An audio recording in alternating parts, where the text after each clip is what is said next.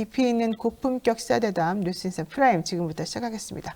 제가 월요일마다 또 좋아하는 우리 김진애 전 의원님하고 같이 해보는 일침 시간입니다. 뉴인사 프라임. 이번 주 정치권에 내려질 따끔한 일침은 무엇인지 김진애 전 의원께 여쭤보도록 하겠습니다. 어서 오십시오. 네, 안녕하세요. 네. 마지막 방송을 같이 하게 돼서 영광이고 서운합니다. 그러니까요. 그렇지만 또 장도를 축하드립니다. 아이고, 네, 별로 뭐 축하할 건 아닌 것 같아.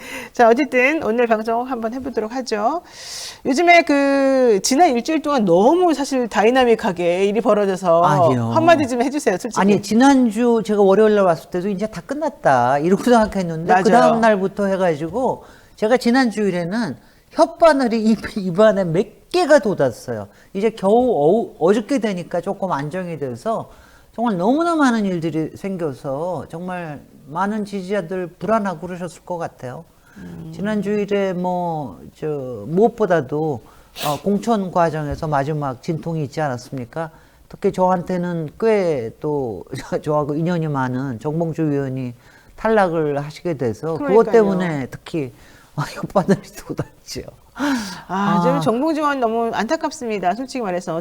저는 개인적으로 솔루션을 일단 그분들에게 사과를 진정성 있게 하고 네. 그분들이 또 진정성 있게 당신의 상황을 이해하고 이제 용서하는데 이런 걸 해주면서 좀 정리가 되고 대신 정봉주 의원은 그 지역구에서 또 열심히 노력하신 게 있으니까 계속해서 공천에서 내려오지 마시고 좀 계속 해주시길 바랬는데 그게 정권이나 정당 차원에서는 또 그렇게 안 되나 봐요. 그러니까 사정을 여러 가지 하면은 하여튼 일단은 사안 자체가 조금 이제 성격이 굉장히 안 좋은 종류의 성격이고요. 일반 국민한테도 굉장히 좀 안 좋으니까 거기다가 이제 다소 사실을 설명하는 데 있어서의 이제 저는 거짓이라기보다는 부정확한 점이 좀 있었고, 그리고 제가 이번 과정을 보면서 이런 생각이 들더라고요. 정봉주 의원한테 그동안 엄청나게 사실 내부의 적이라는 게 굉장히 무섭거든요. 그렇죠. 내부의 적도 꽤 많구나. 그 다음에는 박영진 위원의 언론 플레이가 또 상당히 강하구나. 그 다음에 박용진 위원한테 왜 이렇게 조중동 보수 언론 쪽에서 저렇게 열심히 지지를 해줄까? 그거에 대해서는 제가 또 상당히 의구심을 갖게 되는 그런 거가 있었습니다. 근데 그것 때문에도 이제 당 내까지도 여러 가지가 이제 번져오니까 사실 가다가 보면 여러 가지 문제가 생길 수 있잖아요. 그렇죠. 그걸 착착 이제 정리해 가면서 하는 건데 그게 그 다음에 막 번졌는데 양문석 안산을까지 번졌는데 어저께 이제 이해찬 선대위원장이 역시 이제 당의 어르신답게 잘 정리를 해서 아마도 이제 오늘 내일간에는 여러 가지 정리되지 않을까. 그런데 제가 지난밤에 두 변호사 때문에 깜짝 놀란 거죠.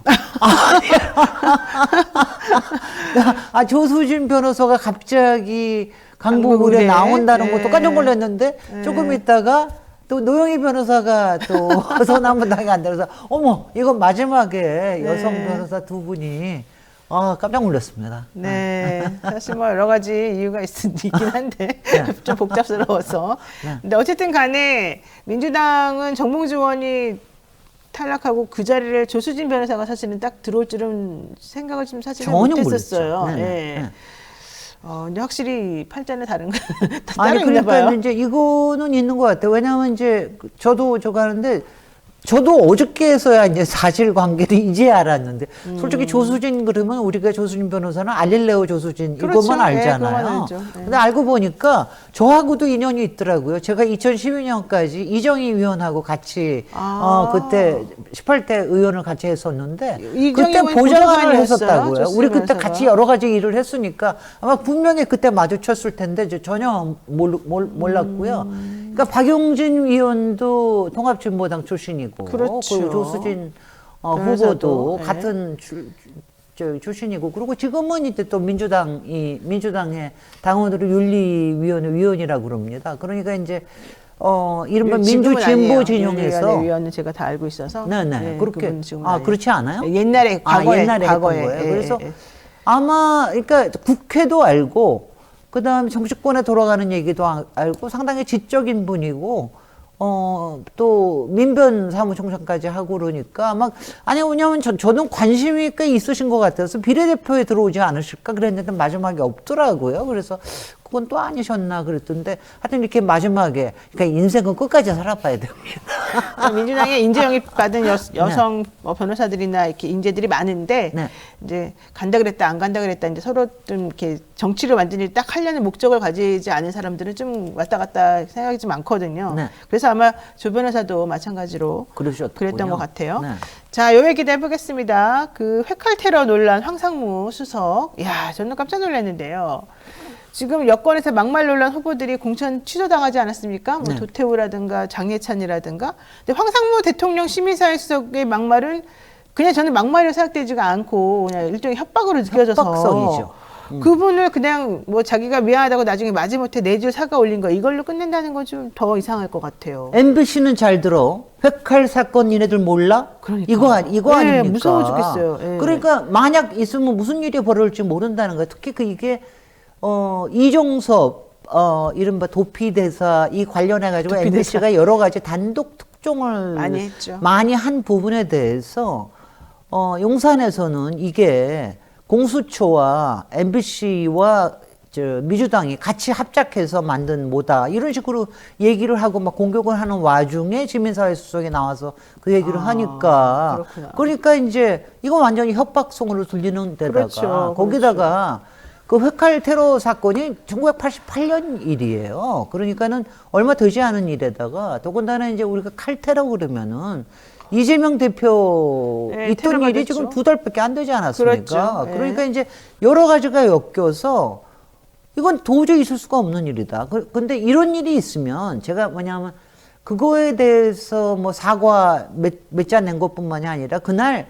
5.18에 대해서도 얘기를 했어요. 이 양반이. 그러니까 이게 뭐였냐. 5.18에 그날 저녁에 4번을 해산을 했는데 그때마다 또 시민들이 모이고 그랬다. 이거는 배우가 있지 있다. 않고서는 네, 맞아요. 어떻게 했냐. 이런 얘기를 지금 할 수가 있습니까? 그래서 이 발언도 다시 얘기됐는데 이런 정도면은 이거는 사과의 영역이 아니라 이거는 해임시켜야죠. 대통령실에서. 그러니까요. 저는 이게 그러니까 이종섭 전 국방장관의 호주 대사 임명부터 그러니까 용산이 뭔가를 잘못 판단하는 게 그러니까 이것도 뭐냐면 어쩌다가 보니까 그 일 이후를 수습하려다가 또 이 일이 생긴 거 아니에요. 그렇죠. 일을 더 키운 거죠. 자꾸 매를 더 버니 이게 뭐 하는 짓입니까? 네. 자, 어쨌든 그래서 그랬는지 모르겠습니다만 국민의힘 서울 지역 지지율이 엄청나게 떨어졌어요. 뭐 짧은 한, 기간 네, 동안에. 두 자릿수로 떨어졌다는 그게 아마도 얘기죠. 이종섭 호주대사 임명 논란, 그다음에 황상무 수석 발언, 또 여러 가지 다른 후보들의 부적절한 처신 이런 것들이 영향을 미친 것 같은데 이 상황이 계속해서 갈까요? 어떻게 그거는 될까요? 정확하게는 모르죠. 다만 이제 이거는 2월 달에 여론조사가 약간 왜곡이 있었던 건 사실이에요. 당시에 보수 쪽이 워낙 많이 표집이 됐고 그래서 이게 다 정상화되고 있는 것뿐만이 아니라 바닥 민심은 그대로였다. 근데 지난주에 확 떨어진 건 사실입니다. 이건 좀 조금 이상하게 보일 정도로 너무 또 갑자기 저기 돼서 위기를 느끼게 하기 위한 게 아닌가 뭐 이런 생각 일부러는 아닐 테고 그러니까 그런 것도 있지 않을까 뭐 이런 생각이 드는데 하여튼 지금 보수 언론부터 해가지고 국힘 내부에서 후보들 다 같이 왜냐면요 다 같이 피부를 느끼거든요. 그냥 현장에서는요 이제 얼마 전에 디올백 명품백 어쩌다가 이 얘기하는 게 이종섭 뭐냐 황상무는 뭐냐 조국 혁신당 조국 저 피해자 아니냐 윤석열 심판 해야 되는 거 아니야 이런 얘기가 자꾸 나오니까 누가 그 얘기를 했더라 이혜훈 후보가 그 얘기를 했는데 순대 파는 아줌마도 조국 얘기를 하더라 이런 얘기를 이제 하는 게 그만큼 바람이 분다는 얘기거든 심판의 바람이 그래서 아마 지난주에 그게 나타나니까 여러 가지 위기의식이 있는 것 같아요. 근데 아직 이거는 끝까지 모릅니다. 끝까지. 네. 지금 이제 이종섭에 대한 다시 소환을 하던 즉시 와서 공수처에 조사를 받든 아니면 황상무 수석도 이거는 잦은 사퇴 정도 가지고 안 돼요. 용산에서 경지를 해야 되는 거 아니에요? 경지를 경지. 해야죠. 이럴 때는. 근데 그래 그런데 이렇게 어정쩡하게 있는 게 뭐 그런 것도 있고 그다음에 어떤 변수가 있을지는 아직은 또 두고 봐야죠. 항상 선거라 그러면 마지막까지도 뭐가 어떻게 될지 모릅니다. 그러니까요. 네. 사실은 이렇게까지 또 회오리 바람이 막 휘몰아치듯이 정계가 이 막말 파동으로 그냥 막 다 뒤집어지고 이럴 줄 사실 몰랐거든요. 네. 막말 파동도 그렇지만 사실은 2월 달에 너무 국힘 쪽의 지지율이 높게 갑자기 나온 올라갔죠? 게 독이었어요. 아. 제가 보면은 네. 항상 그렇다고 생각해요. 그렇게 그거 믿고 이종섭에 대한 판단을 그렇게 한 게 아닌가. 근데 몰랐을 겁니다. 왜냐하면 저는 그렇게 갑자기 내보내는 거, 그러니까 그렇게 임명을 하는 것도 이상한데 그걸 갑자기 이렇게 내보낸다는 게 말이 됩니까? 그렇죠. 출국 금지를 갖다가 풀어가면서까지. 그러니까 이건 뭐가 있다. 이런 생각을 국민들이 하게 만드시는 거예요. 그러니까요. 이게 네. 좀 무리수를 둔 것 같아요. 그렇습니다. 근데 무엇을 위해서 그런 무리수를 뒀느냐 이제 이게 핵심이 되겠죠. 네. 자, 어쨌든 그래서인지 국민의힘 수도권 후보들은 이종섭 호주대사 자진 귀국을 지금 종용하고 있습니다. 자진 귀국하겠습니까? 아니 대사가 그냥 자진 귀국할 수 있어요? 그러려고 그러면은 이것도 마찬가지로 이 정도 되면은 대사 소환을 할 수 있는 권한이 누가 있죠? 대통령밖에 없는 거 아니에요. 대통령이 소환을 해야죠. 이게 첫 번째 방법. 두 번째는 공수처에서 소환을 하는 겁니다. 그건 피의자로 조사를 하기 위해서 소환하는 거죠. 그게 이제 한동훈 비대위원장이 얘기하는 거고. 그 다음에 자진 귀국이라는 거는, 아니, 대사가 자진 귀국을, 아니, 어떻게 자진 귀국을 하는 거예요? 그거는 뭐냐면은, 저기를 해야죠. 자기가 이제 못하겠습니까? 대통령의 허가를 그렇죠. 받아가지고 하는 거지. 이 방법 자진 귀국이라는 말이 어디가 있습니까? 그런 이상한 말을 하는 이유가, 아니, 공무로 가 있는, 더군다나 대사라고 하면은 외교에 중요한 일을 하고 있는 사람인데, 네. 그 혼자 자기 마음대로 이렇게 할 수 있는 거예요? 당연하지 않습니까? 저는 그것도 그런데 좀 걱정되는 거는 이종섭 대사가 자진 귀국해봤자 네. 결국 공수처의 수사를 받는 거거든요. 네. 근데 지금 현재 공수처가 엉망진창이란 말이죠. 지금 위에 처장도 없고 차장도 없고. 아무도 없어요. 예, 게다가 향후에 나오는 공수처장은 지금 여당에서 추천하는 사람들로밖에 네. 지금 얘기가 안 나오고 있잖아요. 이런 상황이라고 한다면 와가지고 자기네끼리 또 서로 봐주고 뭐 면죄부 주고 이런 식으로 그냥 공수처에서 그냥 빼주고 뭐 불기소하고 이런 식으로 물론 그럴 수도 있지만 시킬 수도 있지 않나? 예. 그럴 수도 있는 뭐 우려가 들기도 하지만 이미 쌓여져 있는 증거 자체가 그 여러 가지를 이제 드러내고 있기 때문에 그냥 스르르 넘어가지는 못한다. 그냥 덮지는 못한다. 네. 그다음에 또 하나 기다리고 있는 거는 특검 아닙니까? 4월 달에 이제 4월 말이면 이제 특검법이 통과가 되기 때문에 이거는 그대로 넘어갈 수 있는 거는 아니라고 봅니다. 그리고 공수처에 이게 왜냐하면요. 특검이나 이런 게 무서운 이유가 뭐냐면은 이게 담당하고 있는 검사나 이런 사람들은요. 위에서 압력이 있든 어떻게 하든지 간에 그냥 유야무야 못해요. 그러면 나중에 직권남용이나 뭘로 걸리게 되거든요. 자기 앞길이 걸리게 되니까. 네. 왜 그건 똑같이 마찬가지로 김건희 여사에 대해서도 아직도 무혐의 처리를 못 하잖아요. 그건 뭐냐면은 증거가 있기 때문에 나중에 뭐가 들어오면은 당시에 담당했던 사람들이 그걸 못 하거든요. 네. 지금 이제 그 정도 상황까지 온 거라고 봅니다. 그렇군요. 그러니까 귀국을 해서 또 뭔가 유야무야 면죄부 주고 정리하고 이런 식으로는 함부로 못할 것이다. 네. 그럴 수밖에 없다 이런 얘기시군요. 자, 김행 얘기도 잠깐 해보겠습니다. 김행 전 여가부 장관 후보자 가짜뉴스 잡겠다면서 국민의힘의 위성정당인 국민의 미래 비례대표 공천을 신청했다는 얘기인데요. 이분이 진중권 씨하고 또 CBS 방송 나가가지고 막 마이크 꺼 이 상태까지 나오면서 막 싸우고 난리가 났다는 거 아닙니까? 이거 얘기할 가치가 있어요? 아니 근데 참 놀라운 게 그 배포도 놀랍지만 그러니까 비례대표에 신청했다라는 배포도 놀랍지만 그렇게 해가지고 방송에 나와가지고 본인이 약간 오해를 받을 수 있다는 그 발언 가지고 거기에 패널하고 그렇게 적나라하게 싸울 수 있는 그거는 그 무대법입니까? 배짱입니까? 뭡니까? 그리고 근데 거기에서 그걸 또 맞장구를 치는 저는 진중권 씨가 좀 약간 그것도 그 이상한 당시 좀 거고요. 잘못한 것 같아요. 왜냐면 지금 김행 얘기는 그러니까 이제 자기 말을 오해시키고 곡해했다 진중권 씨가 무슨 내용이냐면 나는 강간당했을 때 애를 낳아라라고 말한 적이 없는데 마치 본인이 그렇게 말한 것처럼 당신이 그 당시 나를 비난한 거 아니냐 이제 이게 김행 씨의 주장이었거든요. 진중권 씨에 대한. 저도 이 편에 대해서는 이 부분에 그거는 제가 대해서는 보기엔 진중권 씨가 잘못한 것 같아요. 예. 김행 전 장관 후보 말이 맞습니다. 그러니까. 그냥 약간 어느 누가 예, 예, 그걸 예. 갖다 낳게 해야 된다고 하겠습니까? 그러니까 그 사람은 그냥 혹시라도 예. 강간으로 해서 애를 낳았다 하더라도 그 사람을 품어야 된다는 얘기였죠. 사회가 품어야 된다. 저는 예. 이게 그냥 상식적인 거라고 생각을 그러니까 그거는 하거든요. 맞는 말이었는데 네. 그거를 이제 진중권 씨가 막 자꾸 꼬고 뭐 그 말이 그 말 아니냐 이런 말까지 하니까 이제 당사자 그거는 좀, 입장에서는 그러니까는 화가 났을 이제 것 같긴 해요. 그렇다 하더라도 저는 그렇게까지는 못할 것 같은데. 둘이서 근데 그건 CBS 측도 잘못 아닌가요? 우리도 한번 방송에서 그렇게 한번 해볼까요? 아니 설마 그럼 안 됩니다. 아니 근데 정말 너무나 저도 나중에 저기서 보고 너무 깜짝 놀랐어요. 근데 저는 오죽하면 CBS 마이크를 껐다고 보니까. 근데 저는 그것도 좀 이상한 게 둘이 분명히 그런 성향들인데 이렇게 둘을 이렇게 뭐 이렇게 방송했고 내보내면서 그 상황까지 근데 만들어낸 건 그게- 일부러 그런 건가요? 근데 그 방송에 저는 그래서 CBS를 굉장히 못마땅해 하는 게 솔직히 CBS도 이제 진중권 패널 분을 모셔서 그렇게 조회수 올리려고 선정적인 주제로 이렇게 하는 거는 저는 좀 안 좋다고 생각해요. 저는 왜냐면 왜 CBS가 그런 거를 할까? 사실 제가 이 얘기를 하는 건 뭐냐면은 그 CBS의 그 정면 승부인가요? 네. 거기에 제가 한판 승부. 상대 패널로 사실 섭외를 받았던 적이 있어요. 근데 제가 섭외 받았을 때 그때 제가 진중권하고는 안 하겠다고 그랬거든요.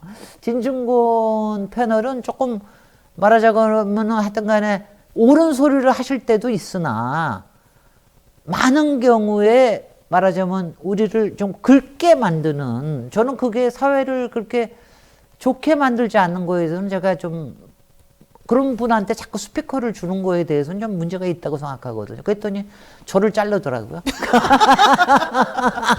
그냥 그 뜻은 뭐냐? 진중권이 훨씬 더 조회 파워가 있다는 얘기 아니겠어요? 근데 언론이 무슨 조회수만 가지고서 그렇게 판단하는 거는 옳지 않겠죠.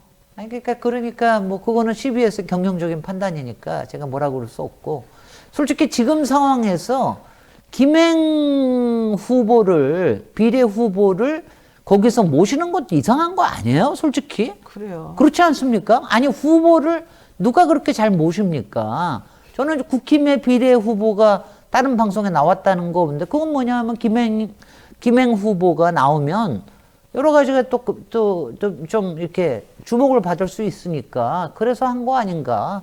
뭐 근데 딴 방송에서도 나오셨었으니까. 민주당 얘기도 잠깐 해보겠습니다. 양문석 안산갑 후보가 노무현 전 대통령을 비하했다는 것 때문에 지금 뭐 공천을 취소해야 된다 이런 얘기가 계속 나오고 있고요. 네. 정봉주 후보도 공천이 취소가 돼버렸습니다. 이런 상황 우선 양문석 후보의 노무현 전 대통령 비하 논란 이런 건 어떻게 처리해야 되는 일단 것 양문석 후보가 전해철 후보를 누른 거는 그건 상당한 기적이고요. 공천 혁명에 가까운 거고요.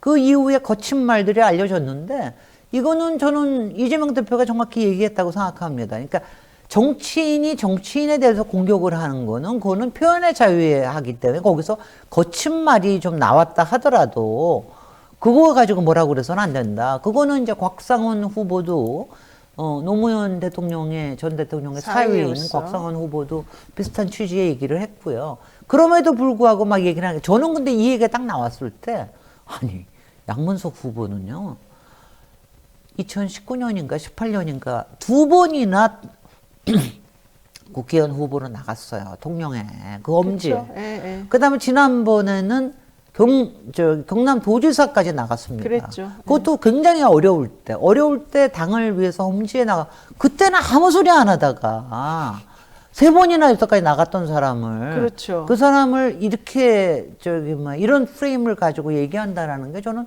상당히 문제가 있다고 생각을 하고요. 왜냐하면 저는 양문석 스타일은 별로 그렇게 좋아하지는 않습니다. 네. 너무 이렇게 뭐냐면 흥분 잘하시고 분노에 차셔서 고친 말이나 특히 어떤 단어를 이렇게 좀 세게 요번에도 쓰신 말을 저 입에도 담기 싫은 말이고 그래서 그러는데 그런 거는 이제 앞으로 안 하셔야 되고요. 근데 여기에서 이해찬 위원장이 명확하게 왜냐하면 이것도 똑같아요. 보수 언론 쪽에서 흔드는 거거든요. 왜 보수 언론 쪽에서는 이렇게 아니 무슨 캐비넷을 가지고 있는 겁니까? 뭘 가지고 있어서 자꾸 옛날 거 끌어다가 이렇게 하는 거예요. 그리고 저는 이게 뭐냐면 당의 원칙상 만약 그런 문제가 있어서 그 사람 떨어뜨리고 2위 했던 사람을 올린다. 이런 식으로 만약 나간다 그러면 앞으로 솔직히 이런 막말로 따지면은 뭐 노영희 변호사도 따지면 뭐가 있을 거예요. 저도 뭔가 따지면 있을 겁니다. 네. 왜냐하면 그때 어떤 오해가 있다 하더라도 단어 하나 딱 해가지고 이렇게 할 수가 있거든요. 그렇게 단다 그러면 얼마나 앞으로 무고나 이런 게 있겠습니까? 그러면 이게 됩니까? 그러니까 그럴 때는 2위를 올리는 게 아니라 전략이나 뭘로 해가지고 딴 걸 하고 이게 정치적 언어인 경우에는 그거 가지고 문제 삼아서는 안 되죠. 그렇군요. 네. 그래서 어쨌든 양문석 후보는 그래도 이재명 대표는 살릴 생각인 것 같아요. 네. 근데 여기에 대해서 또 다른 김부겸 선대위원장 같은 경우는 안 된다고 좀 강력 얘기했다가 그래도 좀 정리가 좀 되는 수순이긴 하거든요. 네. 근데 앞으로 김부겸 선대위원장은 공천에 아무 권한이 없으십니다. 자꾸 말씀하시고 그러는 거, 그거 바람직한 거 아니고요. 그렇군요. 그러니까 이해찬 선대위원장은 한마디로 한 게 없다. 예. 흔들리면 안 된다. 그렇죠. 예, 정리를 한번 흔들리면 안 하긴 된다. 했어요. 예. 더군다나 우리 기세가 지금 막 올라가는데 기세가 올라가는데 그 기세를 꺾는 일을 합니까? 저는 그 김부겸 선대위원장님의 판단이 좀 잘못되신 거라고 보고요. 그리고 다른 위원들이나 후보들도 뭐 저기 하는데 저만큼 노무현 대통령님 흠모하고 경탄하고 찬탄하는 분 없지만 노무현 대통령의 모든 게 다 잘하신 건 아니잖아요. 그거에 대해서는 우리가 비판할 수도 있고 그런 거죠.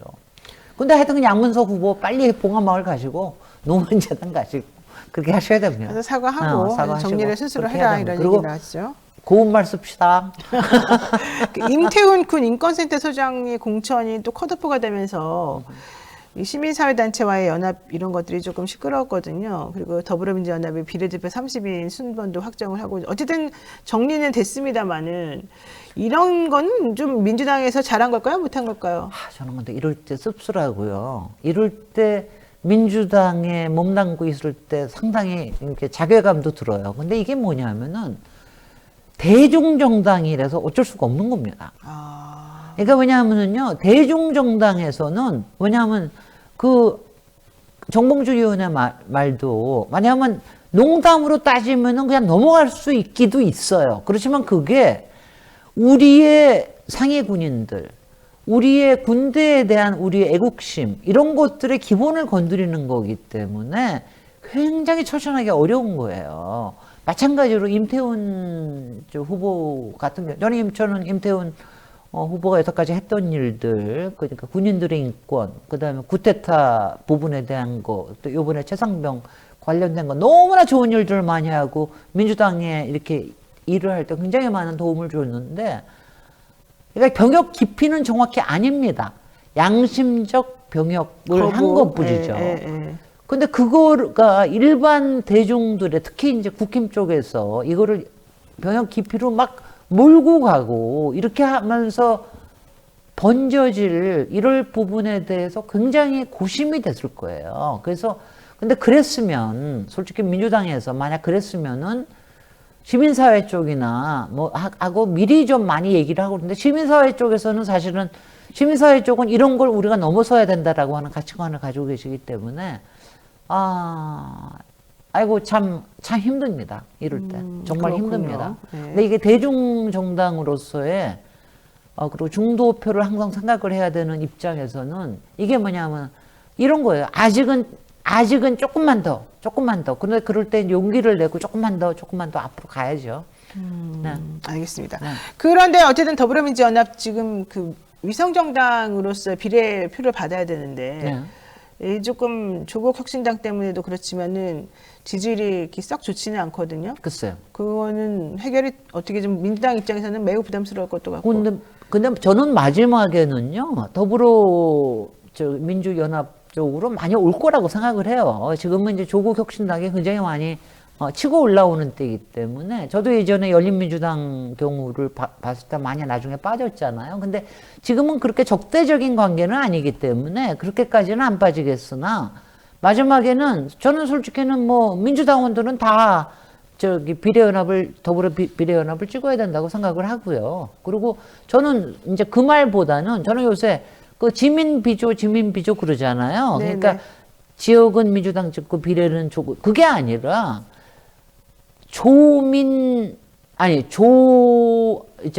비조 지민 해야 된다. 비례를 조국 혁신당으로 찍으러 온 사람들은 지역을 민주당으로 찍어야 된다. 이게 먼저다. 그런 말을 바꿔가지고 이렇게 하면은 네. 그게 최소한 3%에서 5%까지는 된다라는 게 지금 잡히고 있습니다. 자, 그러면 마지막으로 조국 대표 지금 비례대표 순번 나에게 압도적으로 지지를 해달라 이러고 있는데 당대표로서 자신의 비례에 압도적인 1번으로 해달라, 2번, 이제 남성이니까 2번이겠죠. 네. 압도적인 그 앞순위를 해달라고 말하는 거 좀 적절했는지. 아니 근데 그거는 저도 열린민주당에 일본했던 사람으로 저도 그때 그랬거든요. 아무도 나를 안 찍어주면 어떡하? 저 사람이 제일 센 여자니까 하고 안 찍어주면 어떡하지? 그런 걱정은 누구나 들어요. 그러니까 투표와 선거의 역학이라서 저는 말씀 잘하셨다고 생각하고요. 그거는 왜 그러냐 하면은 네. 이번에 다들 그 얘기 하잖아요. 이렇게 뒤로 해서 신사답게 이렇게 하는데 이게 아닙니다. 제가 깃발을 들겠습니다. 저는 끝까지 갑니다. 단 하루를 하더라도, 하루를 못하는 한이 있더라도 하겠습니다 하는 의지를 표현한 거라고 보고요. 실제로 2번으로 드시겠지만 네. 그러고 난 다음에 또 정치적인 결정이나 이런 거는 또 어떻게 될지는 그건 또 두고 봐야죠. 지금 민주당 표가 좀 갈린다는 얘기가 있는데, 예를 들면 소나무당 같은 경우도 송영길 대표가 네. 이번에 옥중에 있으면서 지역구 나왔거든요. 네, 근데 네. 그분이 이제 성공하려면 아무래도 보석이 뭐 인정이 돼야 되겠죠. 네. 그런 거는 가능성이 좀 있을까요? 어떻게 보세요? 아마 표를 뭐 갈른다거나 이런 그 식으로. 보석으로 실제로 눈에 보이는 거하고 안 보이는 거하고의 차이는 다르니까. 굉장히 크니까 예, 예. 아마 또 이쪽을 많이 저거 하려고 그러면 마지막에 보석을 풀어줄지도 모르겠고 근데 호남 쪽에서는 아마 소나무당에게도 꽤 많이 가지 않을까 뭐 그래요? 그런 쪽은 뭐 그러니까 조금 나누는 왜냐하면 또 조국 혁신당에 대한 연민 이상으로 또 송영길에 대한 연민도 상당히 있고 또 그쪽 지역 출신이기 때문에 그것도 분명히 있지 않을까 하는 생각은 듭니다만 아직 이게 안 보이니까. 잡히지는 않으니까. 네, 네. 근데 워낙 조국 혁신당의 기세가 등등해서 어떻게 될지는 모르겠습니다. 그렇죠. 그리고 너무 늦게 또 이쪽은 시작도 했고. 알겠습니다. 오늘 방송 여기까지 해야 될 것 같습니다. 네, 지금까지 김진애 의원과 일침 나눠봤는데요. 오늘도 저도 여기서 이 뉴스인사 프라임 2부 오늘이 또 마지막으로 여러분들하고 인사드리는 그런 시간 됐네요. 네네. 같이 인사드리죠. 네네. 고맙습니다. 네, 고맙습니다.